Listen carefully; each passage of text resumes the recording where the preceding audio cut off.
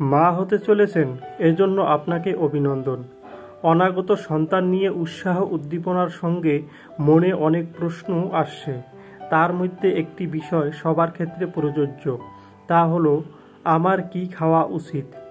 জীবনের সর্বপর্যায়েই স্বাস্থ্যকর খাবার খাওয়াটা গুরুত্বপূর্ণ, কিন্তু গর্ভাবস্থায় এটা বিশেষভাবে জরুরি।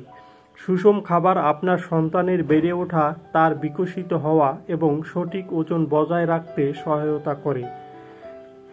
পরিবারের নতুন সদস্যদের কল্যাণের জন্য কিভাবে আপনার খাবার তালিকায় পরিবর্তন আনবেন সে সম্পর্কে আমাদের ভিডিওটি দেখে নিন।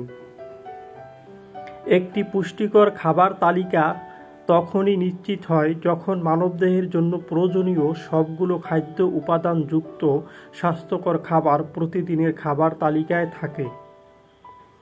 ফলমূল, টাটকা, হিমায়িত ও শুকনো ফল ভালো। খাবারের সময় আপনার প্লেটের অর্ধেক থাকা উচিত ফলমূল ও সবজি। শাকসবজি, টাটকা, ক্যানে সংরক্ষণ করা, হিমায়িত বা শুকিয়ে সংরক্ষণ করা শাকসবজি, এগুলোর যে কোনোটি আপনি খেতে পারেন। সালাদের জন্য পাতাওয়ালা গাঢ় সবুজ শাকসবজি পুষ্টিকর। খাবারের সময় আপনার প্লেটের অর্ধেক থাকবে ফলমূল ও সবজি।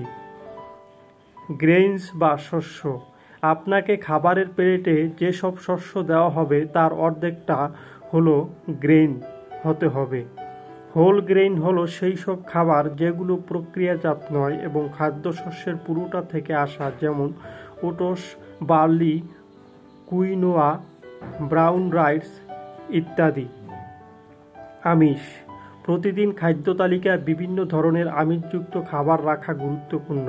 মাংস, পোলট্রি, শিম, মটরশুঁটি, ডিম, বাদাম ও বীজ জাতীয় খাবার, এগুলো সবই আমিষ সমৃদ্ধ খাবার।